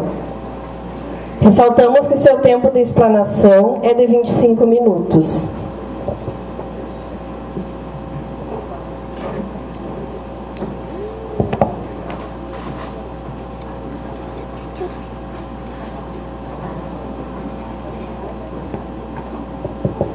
Boa tarde a todos. Eu acho que é um desafio para todos nós, né, estarmos aqui hoje discutindo e avaliando o quanto é importante a contribuição de todas as falas, que uma contribuição vem complementando a outra, né? Eu vou trabalhar um pouco, passar para nós hoje, nesse período da tarde, algumas informações sobre a internação hospitalar, que é um dispositivo que nós temos, é um recurso que nós temos dentro do município, dentro da problemática que é a dependência química. Então, a abordagem terapêutica em saúde mental no Hospital Santo Ângelo. O Hospital Santo Ângelo tem, em parceria com a Secretaria Estadual de Saúde do Estado, juntamente com o credenciamento do Ministério da Saúde, uma portaria onde define os leitos psiquiátricos dentro do Hospital Geral. Ou seja, nós temos uma unidade específica para o tratamento em saúde mental. Hoje nós contamos com 15 leitos disponíveis dentro da instituição hospitalar. Dentro desses 15 leitos, para atendimento de transtornos mentais, dependência química de álcool, drogas e pessoas que necessitam de tratamento decorrente do uso dessas substâncias. Então, fica a nossa unidade hoje tem à disposição 15 leitos e com um projeto de credenciamento da ampliação. Possivelmente, nós estaremos ampliando para o ano de 2013 uma ampliação dos nossos leitos lá dentro da unidade psiquiátrica. A nossa equipe é composta por 3 médicos, uma assistente social, uma enfermeira, uma psicóloga, 5 acompanhantes terapêuticos, 8 técnicos de enfermagem e contamos com assistência nutricional e farmacêutica. O que é o ambiente hospitalar? né? Para muitas pessoas é impactante, né? Internação hospitalar, ou seja, pode ser o último recurso, o último local que as pessoas gostariam de estar. Mas nós, trabalhando dentro da política de humanização, buscamos proporcionar para essas pessoas que estão com um momento de crise, de vulnerabilidade, um ambiente mais aconchegante, um espaço físico onde dê umas condições, né, não tão deprimente que é a internação hospitalar. Para muitas pessoas, o fato de chegar até o hospital, de se manter internado dentro da portaria que nos limita um prazo mínimo de permanência dentro do hospital, nós buscamos trabalhar essa política de atendimento qualificado para os usuários de saúde mental. Realizar o atendimento hospitalar para atenção integrada em saúde mental é uma proposta, ou seja, o êxito vai ser possível diante do comprometimento. Nós não temos uma receita pronta, uma eficácia no tratamento, principalmente quando se trata em dependência química. Ou seja, hoje, ouvindo os depoimentos, a gente podendo avaliar, né, como cada pessoa reagiu, em que momento essa pessoa reagiu, em que momento essa pessoa se deu conta. Não, talvez o dispositivo da internação hospitalar, em primeiro momento, pode ser uma coisa, né, um pouco desagradável, mas é um recurso que nós temos, tem tido resultados muito positivos. Então é nessa linha de trabalho que a gente busca estabelecer um vínculo com o paciente em saúde mental. O nosso objetivo é estabelecer e manter um atendimento qualificado e humanizado, proporcionar um tratamento terapêutico individualizado. O porquê que a gente fala individualizado? Porque cada um é único. Nós não generalizamos. Nós temos normas, temos rotinas, mas nós avaliamos o individual, as necessidades de cada paciente que chega lá, de que forma que a gente vai trabalhar com esse usuário, em que momento, respeitando o individual dele. A integração e inserção da família no tratamento é um dispositivo interessante que nós buscamos trabalhar e trazer a família para dentro do hospital, diante desse período em que o paciente está internado. Articulação e encaminhamento após a alta para a rede de linha de cuidado integral. Ou seja, o nosso trabalho não se limita só na internação. O nosso trabalho, enquanto o paciente está internado, a gente está articulando, está buscando a integração e viabilizando para essa pessoa a continuidade do tratamento. Esse é o nosso objetivo. Nós temos aqui alguns dados, né, de uma estatística dos gêneros dos pacientes que estão internados. Masculino predomina, são 64%, atualmente uma demanda maior masculina, e 36% de femininos. A gente já vai explicar o que difere essas. Na internação masculina, nós temos 49%, quase 50% são de drogas, ou seja, mais precisamente o crack. Nós temos 30% de alcoolismo e 19% são de sofrimento mental. No diagnóstico das internações femininas é um pouco diferenciado, ou seja, o sofrimento mental é o índice maior. O maior índice de internações femininas são por transtornos do sofrimento mental. Outras drogas, nós temos um índice de mais ou menos 3% e 17% de alcoolismo. Então, o alcoolismo e o transtorno são um dispositivo maior no gênero feminino. As internações masculinas, eu acho que você está mais uma. Aqui nós temos também o nível de internações. Nós temos 3 tipos de internações. São as internações voluntárias, involuntárias e compulsórias. O que é a internação voluntária? A internação voluntária é quando a pessoa decide, por conta própria, se determina a fazer a internação. Então ela é um índice bem menor, são 20%. Nosso público, 20% tem essa determinação.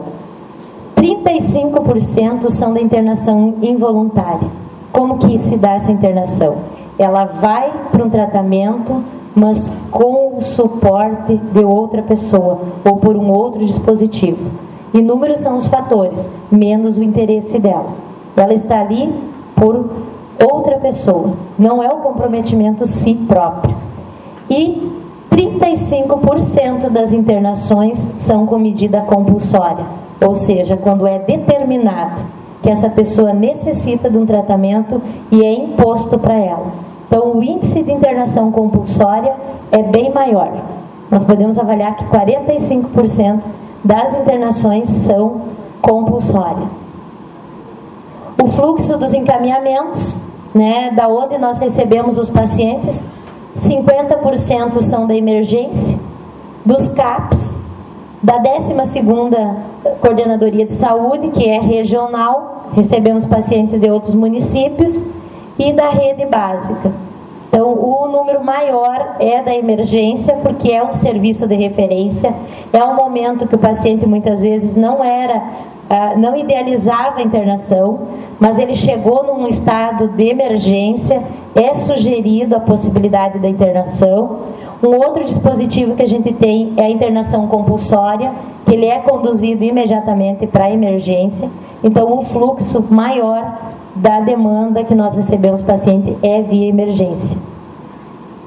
A procura do tratamento. Então, são inúmeras as razões, as procuras, os argumentos, porquê do tratamento. A gente colocou algumas sugestões ali, que entre as principais razões para a procura do tratamento são geralmente problemas, prejuízos, que acumulam ao longo da vida e o paciente, de repente, por uma determinada situação, ele resolve.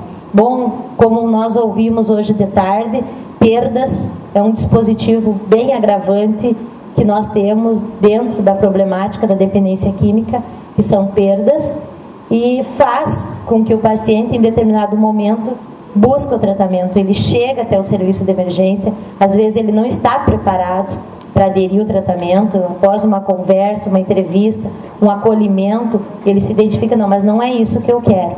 Então, a busca pelo tratamento, ela é uma incógnita, são inúmeros fatores.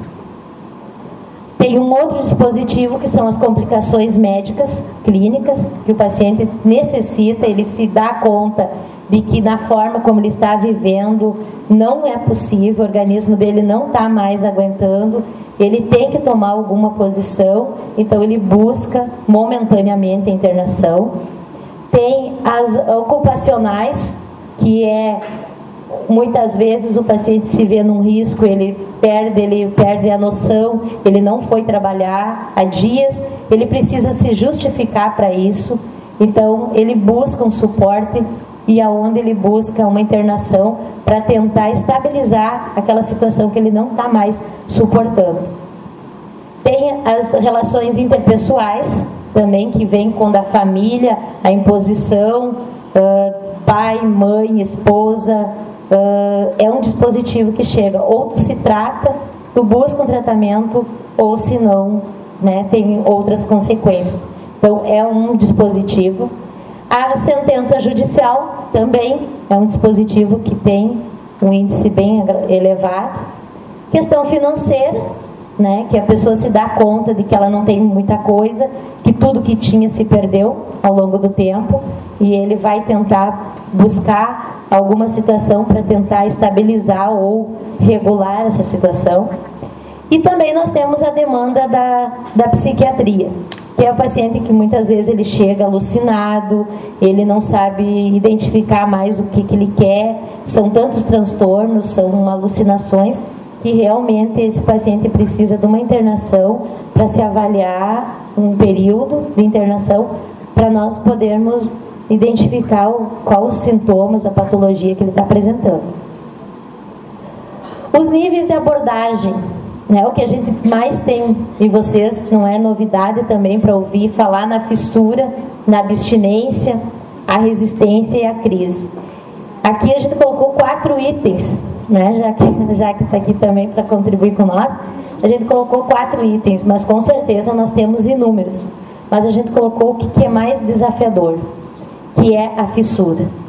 Tem momentos que o paciente chega, ele está na internação, ele está medicado, tem toda uma proposta, tem todo um suporte, ele se avaliou que realmente ele precisa da internação, mas em determinado momento ele decide que não vai mais permanecer internado.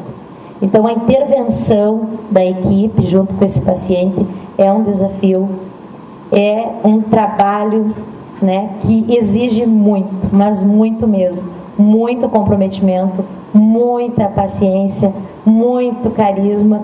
Olha, é muito desafiante, né? Então, nós precisamos identificar. E a resistência do paciente também é uma outra coisa. Ele fica 7 dias e diz, ó, eu já estou bem, eu me avalio que eu tenho condições de ir embora. E nós, enquanto equipe, avaliamos que não seria o momento, mas ele tem esse dispositivo, que é a resistência em permanecer. E é também um dispositivo agravante. A crise, né, que é o paciente se identifica com agressividade, ou seja, ele diz, eu vou embora, eu vou sair daqui. Então é um momento também para a gente avaliar muito bem esse paciente, de como trabalhar nessas etapas, nesses níveis de abordagem.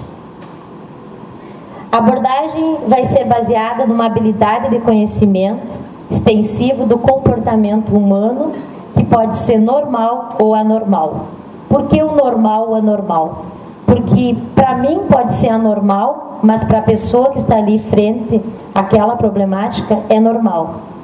Ou para essa pessoa avaliar aquela nossa atitude é anormal e para nós está sendo uma identificação normal. Então a gente precisa trabalhar muito bem essa questão do que é normal para mim, pode ser pode não ser anormal para o outro. Então a gente tem que viabilizar também a acessibilidade do tratamento para o paciente.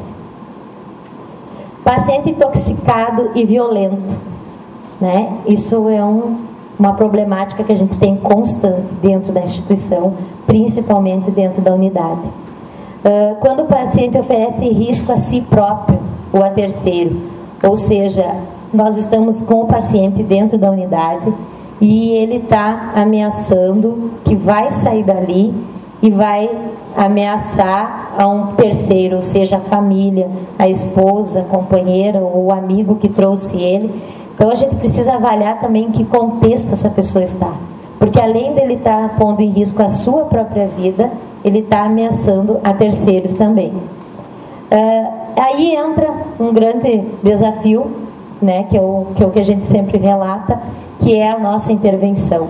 A intervenção da equipe para com essa pessoa, tentar todas as possibilidades, né? É um convencimento sim. É nesse momento que a gente tenta buscar argumentos para que essa pessoa permaneça no serviço.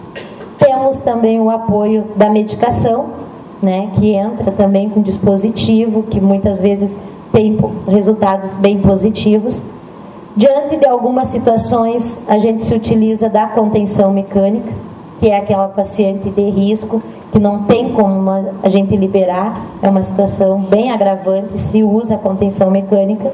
E temos também um outro dispositivo, que é a escolta policial. A escolta policial é quando esse paciente está por determinação, ou seja, é avaliado que ele não tem mais condições de permanecer e conviver no convívio habitual que ele estava, e por determinação, quando ele não se submete às determinações judiciais, então é solicitado a permanência da escolta para que ele conclua o seu tratamento.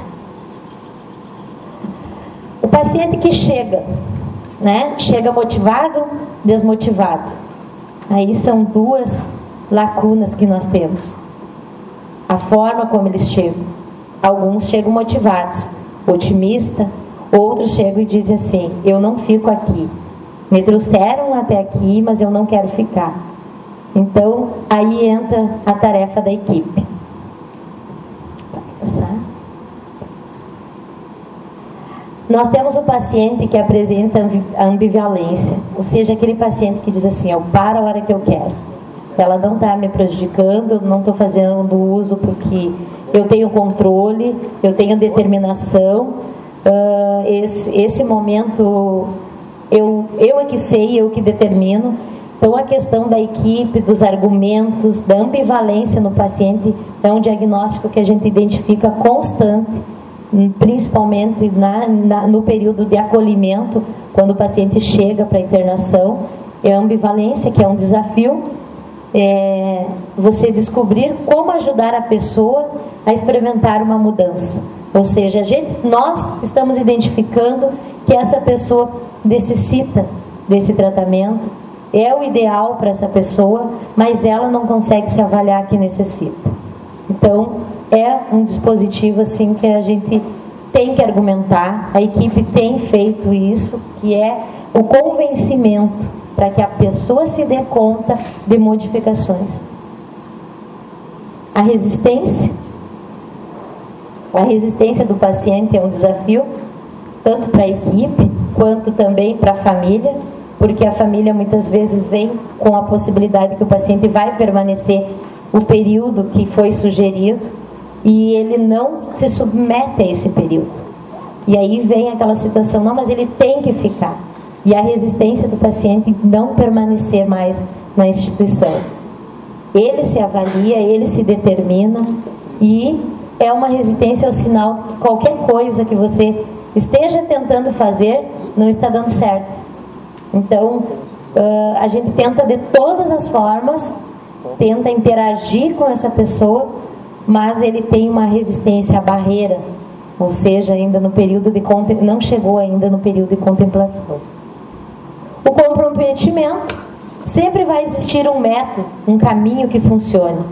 O segredo é descobrir o que funciona para quem, em que determinado momento. Ou seja, isso que a gente ouviu hoje de tarde. Né? O depoimento das pessoas que passaram anos fazendo uso da substância, não tinham se dado conta qual é o momento, qual é o determinado momento. Então isso a gente sempre coloca que nós não temos uma receita, nós não temos uma avaliação de que período que essa pessoa vai se abster, que ela vai conseguir se comprometer ao tratamento, porque é único, é pessoal de cada um. E é como hoje a gente ouviu aqui nos depoimentos, em que momento que essa pessoa se encontrou, qual foi a oportunidade que ela se teve. Até num dos depoimentos a gente acompanhou durante um período que uma pessoa teve internada também. Então tudo é um passo. A recuperação, a desintoxicação é passo a passo. Em que momento que essa pessoa se encontra, quais são os fatores que fazem com que ela se comprometa para o tratamento. É uma situação, né, que vai muito do comprometimento individual de cada um. Que às vezes eles já perderam tudo, se pondo em risco, mas ainda permanece a resistência e a ambivalência ao tratamento. O atendimento à família. O acompanhamento de familiares torna-se importante, no sentido de estabelecer uma dinâmica para o caso.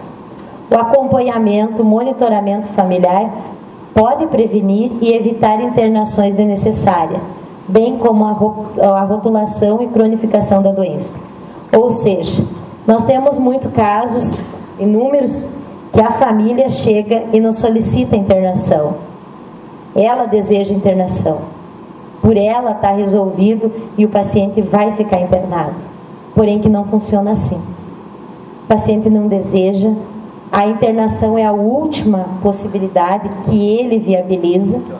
Então, é um desafio muito grande que a gente tem em relação também ao convencimento, porque a família também chega na emergência.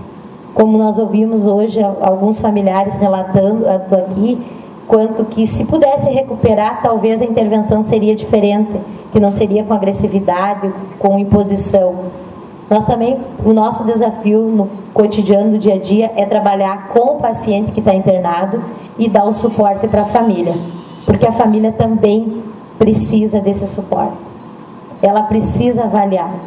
Quando a gente fala em família, é muito amplo, né? E quando eu estava conversando com os acadêmicos, até no momento que eles nos foram lá fazer o convite, a gente estava discutindo uma questão sobre família e uma repercussão muito grande que a gente avaliou, que foi ultimamente na mídia a questão da novela da Avenida Brasil, que traz uma realidade, trazia que nós víamos só a questão da Carminha, né, que ela era toda adúltera, todo mundo era a vilã da história, todo mundo detestava, todo mundo se indignava com as atitudes dela. E no momento, nos últimos capítulos, quando a gente foi avaliar, foi ver em que contexto que a Carminha estava inserida, que forma que ela foi criada, qual foi os valores que foram passados para ela. Eu, particularmente, me identifiquei muito quando eu percebi aquela cena do avaliar. O que a gente via? Só as falhas da Carminha. A gente identificava, tirava pedra, questionávamos tudo que ela fazia que estava errado. Mas em que momento que nós podemos avaliar ela enquanto criança? Em que situação, quais são os valores que foram passados para ela? Então a gente busca trazer alguns exemplos aqui que estavam na mídia. A gente não via outra coisa. Só o que a gente percebia era as falhas da pessoa. Em que momento que a gente pôde avaliar e identificar? Só quando realmente a máscara caiu. Porque parecia tudo tão tranquilo, um senhor brincando com boneca. Tinha um hospitalzinho de boneca, né? Que curava as bonequinhas, tratava, restaurava. Então, tudo isso a gente precisa avaliar, porque o atendimento à família é amplo também. Não se limita só na internação. Muitas vezes a família também vem, faz uma interferência muito grande no tratamento, desestabiliza, faz com que o paciente entre numa crise, traz algumas informações que desencadeia uma irritabilidade muito grande no paciente durante o período que está internado, e aí não tem equipe, não tem medicação, não tem tratamento que vai conseguir contornar aquela situação. A gente presencia muito isso, frequentemente. Na visita a gente pode avaliar o paciente quando ele fica os primeiros dias sem contato com a família, e quando já ele está em contato com a família, o dispositivo é agravante. Muitos pacientes depois da visita que têm o contato com a família desencadeiam algumas crises, algumas alterações comportamentais que são inevitáveis. A gente procura trabalhar isso com a família. Temos os grupos de familiares durante o período de internação, porque a família chega numa emergência. Muitas vezes nós enquanto equipe nos olhamos e pensamos, quem é o paciente?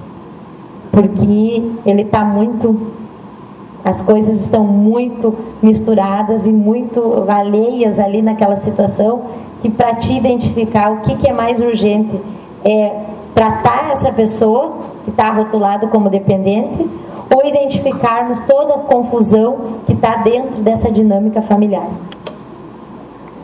O trabalho em equipe, então ali nós botamos uma figurinha do que é o trabalho em equipe. As reuniões de equipe, nós trabalhamos com nessa dinâmica de trabalho, nós temos quinzenalmente as reuniões, mas isso não significa que todos os dias a equipe está interagindo, está trocando informações, porque a integração dos diferentes papéis na busca de uma visão integral. Porque nós avaliamos muitas vezes o paciente, um período que eu estou lá, o técnico que acompanhou esse paciente durante a noite, ele teve um comportamento, ele teve uma evolução. No momento que o médico chega, ele tem outro comportamento. À tardinha, ele apresenta um outro comportamento. É muito comum nós sairmos de lá, dali meia hora, nos ligarmos e relatar uma situação de conflito, de emergência do paciente. E a gente fica pensando, poxa, mas há poucos minutos que saí de lá ele estava tranquilo. O que foi que desencadeou? Né? Então, é um serviço assim que nós temos que estar em constante comunicação. A importância das reuniões interdisciplinares na instituição é a construção de um espaço onde tudo aquilo que precisa ser discutido, compartilhado, esclarecido, decidido, ou mesmo que provoca angústia, possa ser verbalizado. Essa angústia, porque a gente se coloca muitas vezes assim, mas a gente não pode absorver. Mas isso, pessoal, a gente absorve sim. Tem problemáticas, tem coisas que nos contagiam, tem expectativas que nos contagiam, frustrações e também surpresas. Às vezes a gente fica tão surpreso com algumas atitudes que a gente precisa falar, a gente precisa discutir, a gente precisa interagir. E esse é o momento, a nossa equipe interdisciplinar. porque a gente trabalha não só com a conduta médica, não só com a conduta da enfermagem, não só com a conduta do serviço social, não só com a conduta do psicólogo e nem do acompanhamento terapêutico. Nós trabalhamos com todo, porque nós precisamos interagir com todas as equipes, com todos os profissionais que estão ali, porque é um trabalho diferenciado. É um trabalho que não se limita somente na medicação, no diagnóstico. Esse paciente